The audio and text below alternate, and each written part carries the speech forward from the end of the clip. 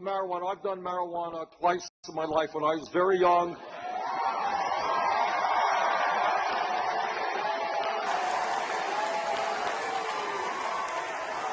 And what it did for me is it made me quads. But I gather other people have had different experiences. I don't know. All right, but here is the point. Here is the point, because it's not about marijuana, it's about criminal justice. I didn't know this, until a number of months ago. Over the last 30 years, it turns out that millions of people in this country have criminal records because of possession of marijuana. It turns out that this becomes also a racial issue because studies show black community, white community does marijuana at about equal levels, but blacks are 4 times more likely to be arrested for marijuana than whites.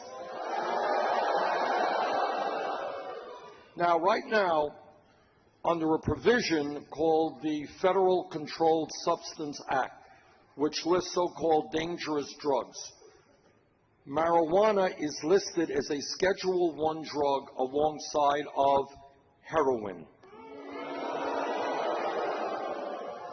I agree. And that is why I believe we should take marijuana out of the Federal Controlled Substance Act.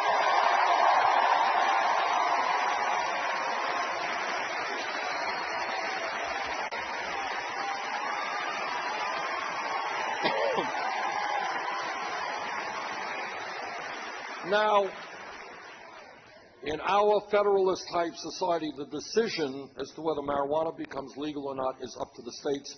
4 states have legalized marijuana. But it should not be a federal crime. And that's why we're going to take it out.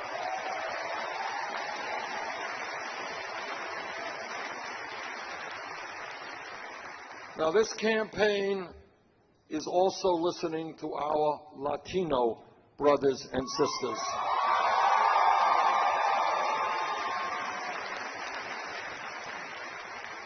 And again, I want you to put yourself in the position of some undocumented people in this country, because I've met with many wonderful people. People who came to this country for a better life, to try to earn a living, to raise their kids away from violence and crime. What the Latino community is telling me is that they are tired of living in the shadows, of living in fear. They want comprehensive immigration reform, I agree, and a path toward citizenship.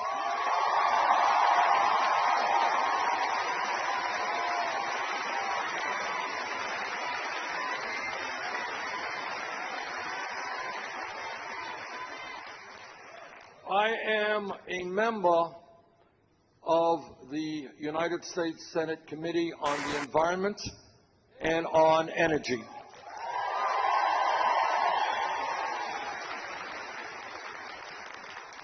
Here is a very simple truth, and it is a scary truth, but you cannot run away from it. Climate change is real. Climate change is caused by human activity. Climate change is already, today, doing devastating harm to our country and around the world.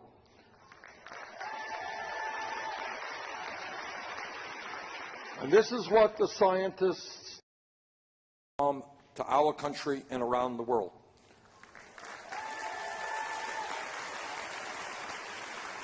And this is what the scientists, people who know this issue best, tell us.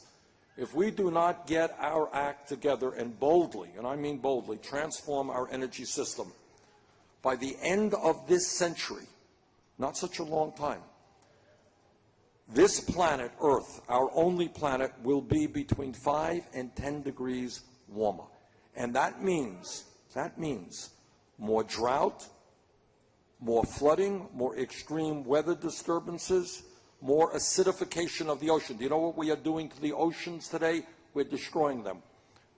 It means more rising sea levels and the flooding of coastal regions all over the world.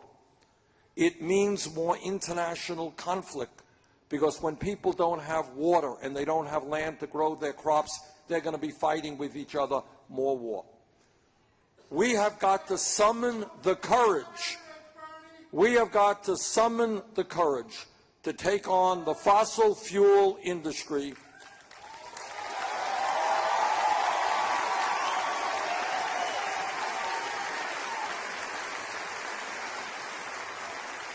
and to tell them that their short-term profits are not more important than the future of the planet that we're leaving future generations.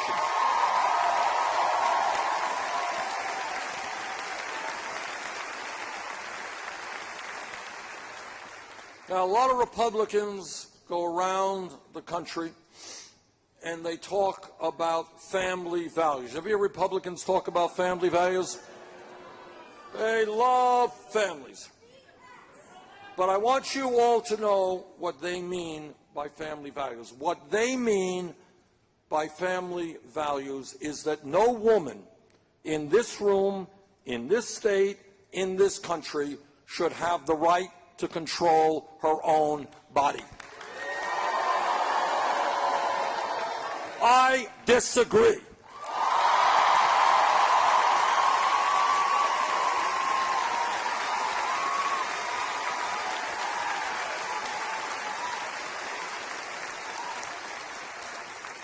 What they mean by family values is that our gay brothers and sisters should not have the right to be married. I disagree.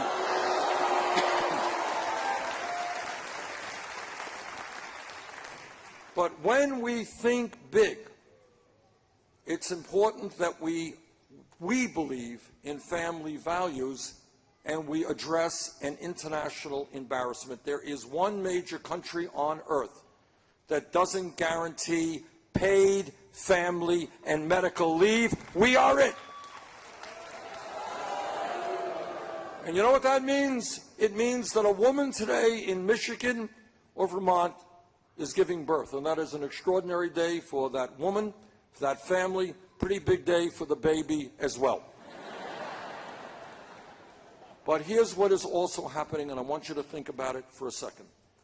If that woman in Michigan or Vermont is a working class woman, and she doesn't have a whole lot of money, she gives birth today, what happens 2 weeks from now?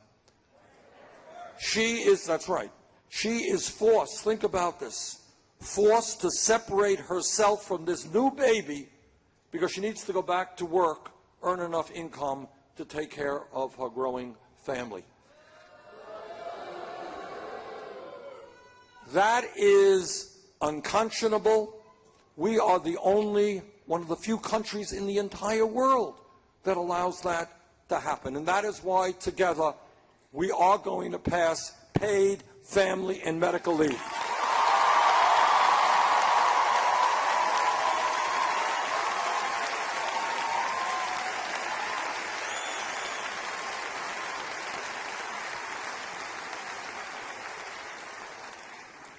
Now, I've been to Flint, Michigan a couple of times in the last month, and what I heard and saw in Flint, Michigan is almost impossible to describe when you hear people talking. And the one thought and one feeling that you have is, how could, in the United States of America, in this great country in the year 2016, children be poisoned by a completely broken water system, which is poisoning the children? How could that happen in America? And that is why, among many other things that has got to happen, months ago, I asked for the resignation of Governor Snyder.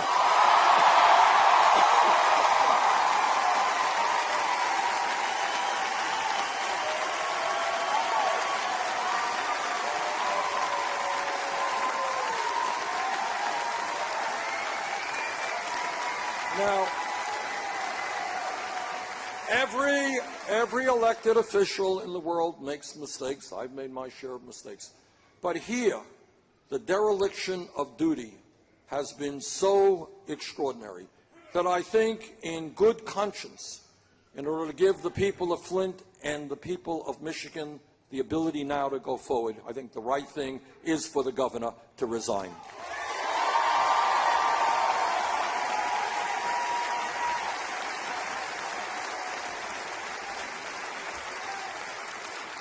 But what I also want to say to you, while Flint may be the worst example in America, the most severe case, if you think that Flint is the only city in America struggling with a collapsing infrastructure, you would not be right. And that's why I have proposed, and this is thinking big, to rebuild our water systems in Flint and all over this country.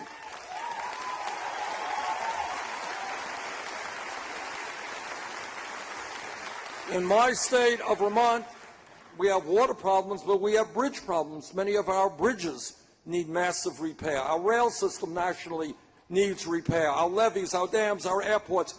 We can create 13 million good-paying jobs rebuilding our crumbling infrastructure. Let's do it.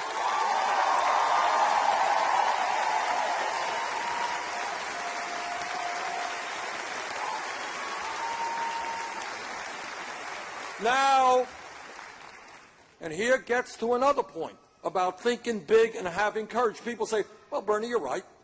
What's going on in Flint is a disaster. What's going on all over this country is beyond belief. Yes, we have to rebuild infrastructure, but $1 trillion, oh my goodness, that's a lot of money. Where are you going to get the money? I'll tell you where we get the money. And this requires courage, but it's what we have to do. Right now in America, you have major corporations, General Electric, and many others, making billions of dollars a year in profit.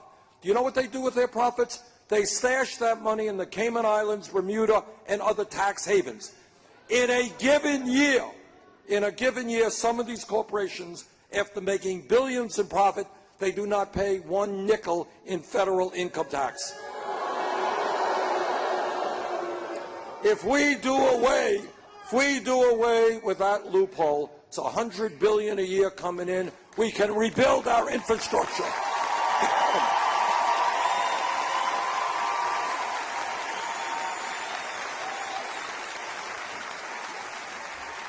It is more important to rebuild the Flint water system, the Detroit school system, than to give tax breaks to profitable corporations.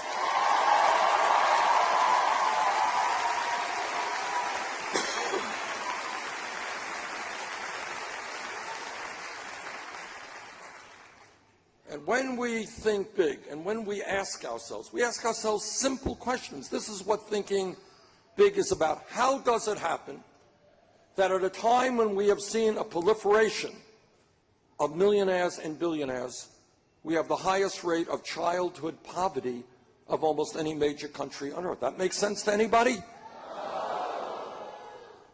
How does it happen that all over this world, in the United Kingdom, in France, in Germany, in Holland, in Italy, in all of the Scandinavian countries, just north of us, in Canada, do you know what they are able to do? They provide health care to all of their people as a right.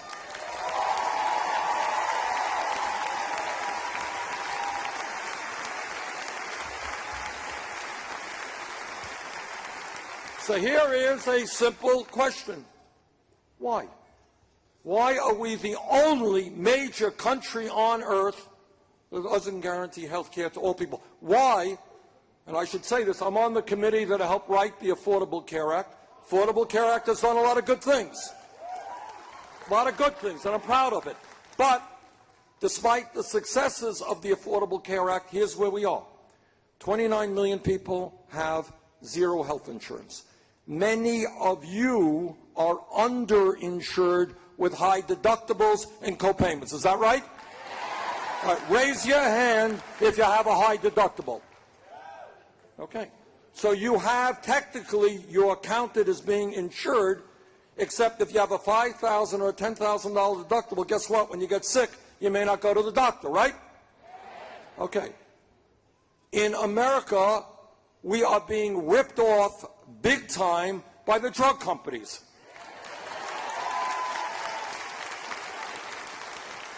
Today, you can walk into the pharmacy, your local pharmacy, and say, I want to get my medicine, and you find that the medicine you've been using for years, price has doubled or tripled.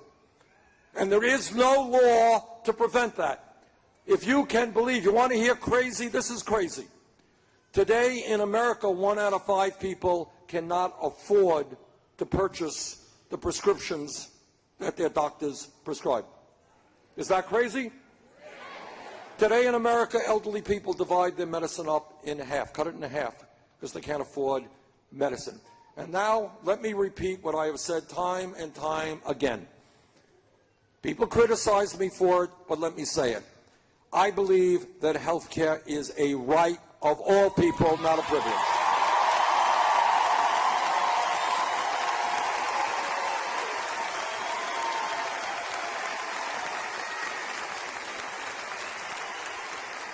And that is why I believe that the United States should join the rest of the industrialized world, pass a Medicare for all health care program.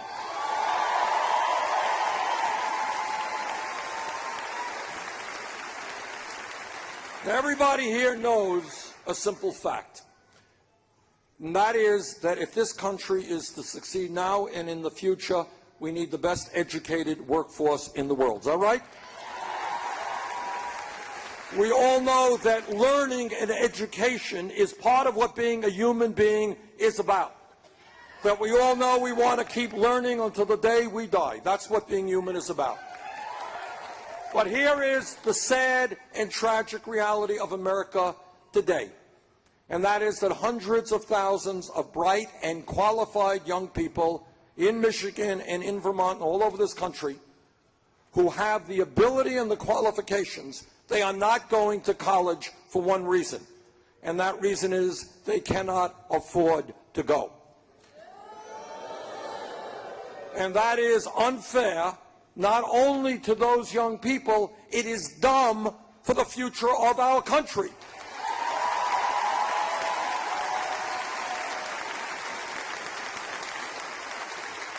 How many brilliant scientists and doctors and engineers and educators are not going to get the education that they need in order to do that work? All right, so what I believe, here's the other thing. Public education today, free public education in Vermont and Michigan, 1st grade through 12th grade, right?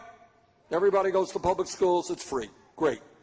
That was a great idea developed by smart people 50 or 100 years ago. But you know what? Today, in many respects, a college degree is the equivalent of what a high school degree was 50 years ago. Right? 50 years ago, you had a high school degree. You're in pretty good shape. You can go out and you got a damn good job. Today, by and large, that is not the case. Because the world has changed, technology has changed, and people need more education. That is why I believe that in the year 2016, when we talk about public education, we've got to be talking about making public colleges and universities tuition free.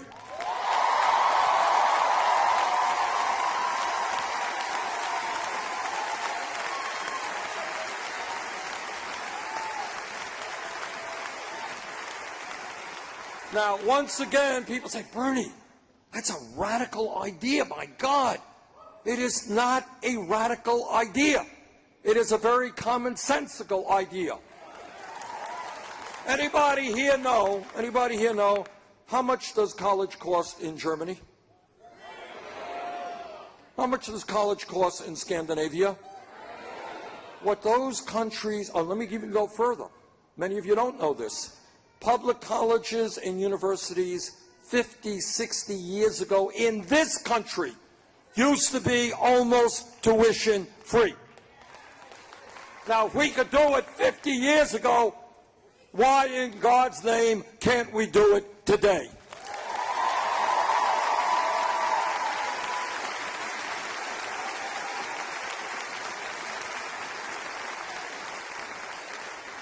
And second, related issue, huge issue. Oh, God.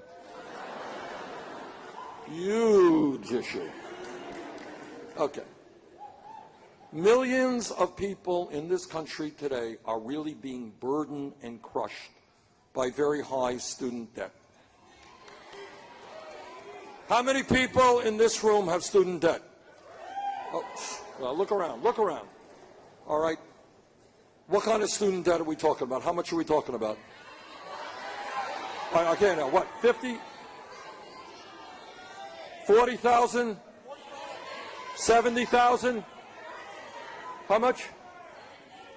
80,000? $88,000. 100,000. This is like a Vermont auction. I don't know, 100,000? All right, here's what I've seen all over this country. And here is thinking big and outside of the box. This is what the system does not want you to do. Okay, number one, in my view, and I think in many of your views, in the year 2016, with the changing world, every kid in this country, regardless of the income in his family, I grew up in a low-income family. My parents didn't go to college, so I know something about this. Every kid in this country who does well in school should have the right to get a higher education. Second point. All right. Second point, think outside of the box. Why is it that people in this room, young woman back there, is now having to pay off a debt of $100,000, which I suspect she will be having to pay off for decades? And that means you're not going to be able to have, and I've talked to people paying 20, 25% of their limited incomes paying off the student debt for decades. Now it means you're not going to be able to buy a home, buy a car, maybe not get married, maybe not have kids. Pretty crazy stuff. Think about it for a second. What crime did that young woman commit that she's going to have to pay a substantial part of her income off for the next many decades? She wanted to get the best education she could. Not a crime.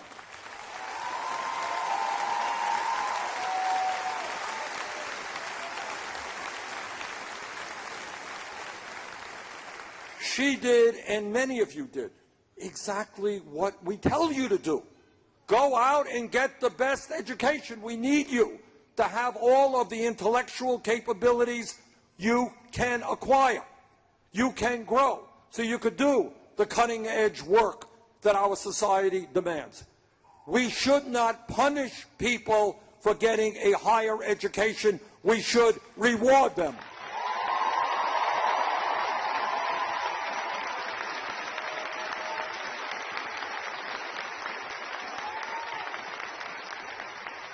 And that is why I believe we should substantially lower student debt by allowing people who have that debt to refinance their loans at the lowest possible interest rates they can find.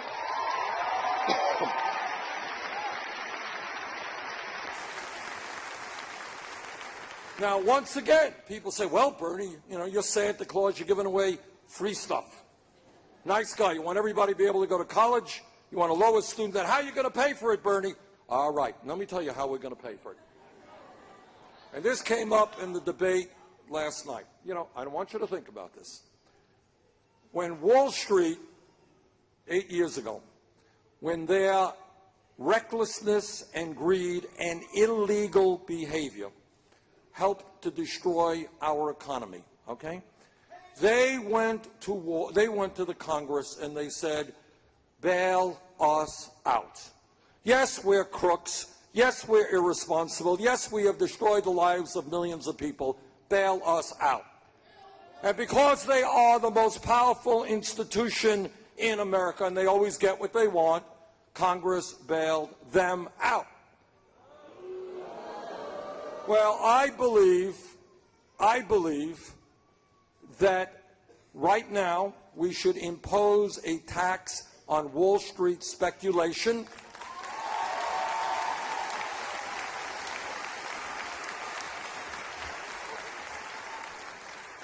And when we do that, we raise more than enough money to make public colleges and universities tuition-free and lower student debt.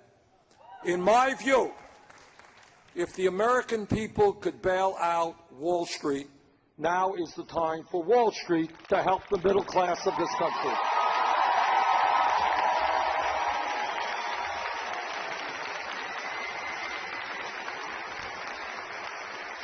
See, all of these issues come down to one fundamental point, and this is a real difference between Secretary Clinton and myself.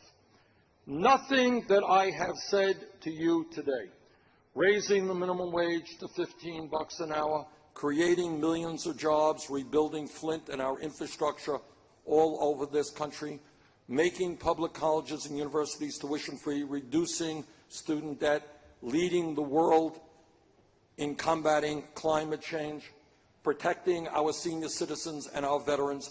None of these ideas are radical. But what they do require, and this is the difference between Secretary Clinton and myself, it does require us having the courage to take on the pharmaceutical industry and the insurance companies and Wall Street and the fossil fuel industry.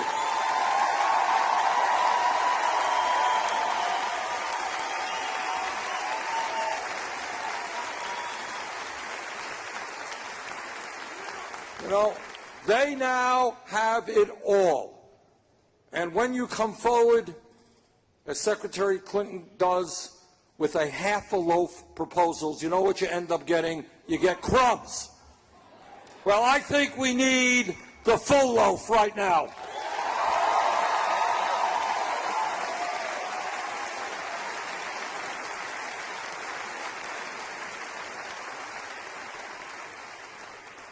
Now, one of the other charges being made against me is people say, well, Bernie, you're a nice guy, you got good ideas. You cannot defeat a Republican candidate for president. Let me dissuade you of that. Poll just came out the other day, here in Michigan. This is what it said. It said, good news, that Secretary Clinton here in Michigan would defeat Donald Trump by 16 points. That's really good. It said Bernie Sanders would defeat Trump by 22 points.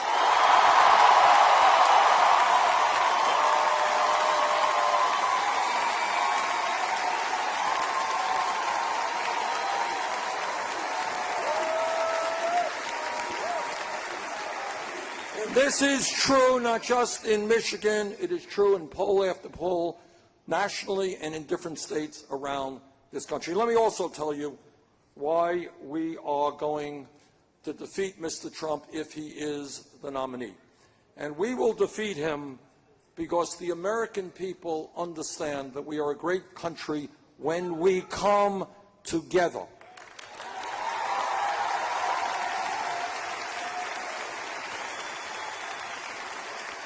Mr. Trump thinks it is acceptable to insult Mexicans and Muslims. He thinks it is acceptable to insult women and veterans. In fact, he thinks it is acceptable to insult anybody who is not just like him. Thank God there are not a whole lot of people in this country who are just like him.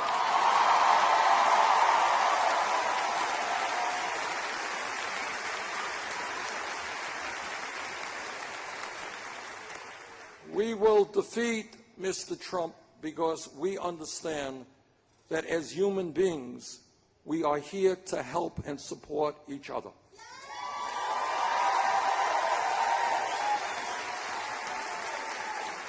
That if one of my 7 grandchildren has a problem, I want you to be there for my grandchildren. When your families have a problem, I will be there for you.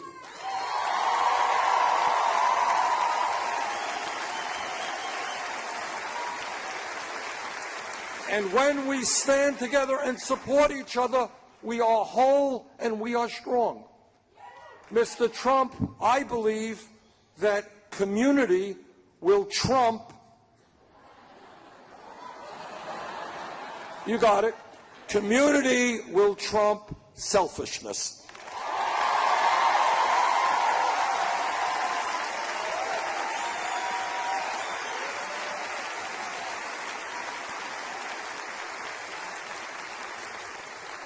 Every religion in the world, Christianity, Judaism, Buddhism, Islam, whatever the religion is, always ends up coming down to the same thing. And what every religion in the world says, and what is about this campaign is about, that at the end of the day, love trumps hatred.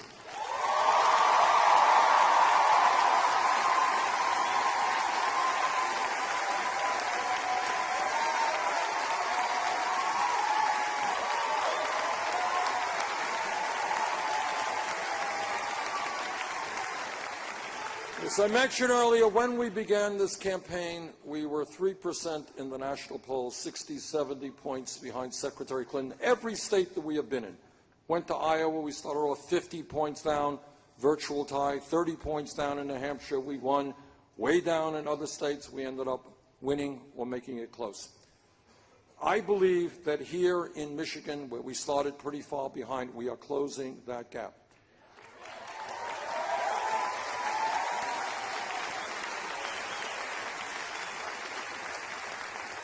If there is a large voter turnout tomorrow in Michigan, we win. Please come out and vote.